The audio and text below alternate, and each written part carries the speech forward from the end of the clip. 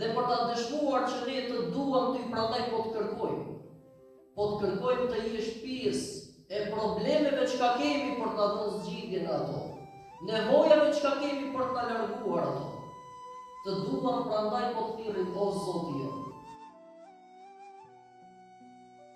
Te këtë vit të kënaqemi me të mirat e të bekuarit e Ramazan, ku sikur se ka ardhur në hadith profetik të pejgamberit alayhi salatu wassalam, edhe heshtja konsiderohet dhikr, edhe gjumi konsiderohet ibadet, dhe lutja është e garantuar për të pranuar te Allahu i madhëruar.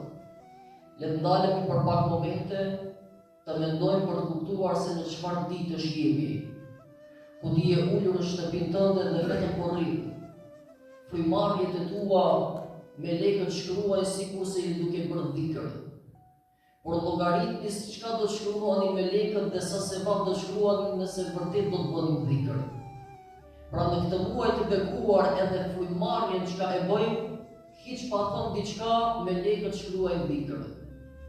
Edhe kur je i lodhur dhe je shtri në shtratin tënd për të pushuar, me lekët shkruaj sevape për ty sikur se po bën ibadet. Dhe lutjet të cilën e bën ti në këtë muaj është e garantuar. Pra për të kuptuar vlerën e këtyre ditëve të cilat i kemi para vetes. Për të kuptuar vlerën e këtij muaji të bekuar të Ramazanit, që çdo moment nuk duket ta lëmë të na shkojë ashtu kot se koti. Megjithse frymarrja shkruket dhikr, ne duket me bërë dhikr sepse për të marrë më tepër.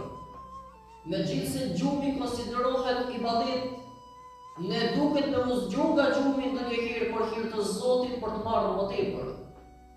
Megjithse lutja është e garantuar, kjo nuk do të thotë që lutja duket me bërë të shkurtër. Dhe ashtu shkel e shto sepse qenka e garantuar për të pranuar. Përkundra se i pasi qenka e sigurt për të pranuar, aq më tepër duket me qenë sinqert në lutjen tonë. Për t'ia dëshmuar Zotit që ne, o Allah, ne po të lutemi megjithse kemi nevojë për çkado që ti na jep. Por ne parim po të lutemi sepse të duam ty. Dhe ne po i zgjasim lutjet tona për ta dëshmuar nevojën tonë për ty. Dhe për ta dëshmuar që ne të duam ty, prandaj po të kërkojmë. Po të kërkojmë të jesh pjesë e problemeve që ka kemi për ta dhënë zgjidhjen ato. Nevojave që ka kemi për ta larguar ato. Të duam prandaj po të thirrim o Zoti jon.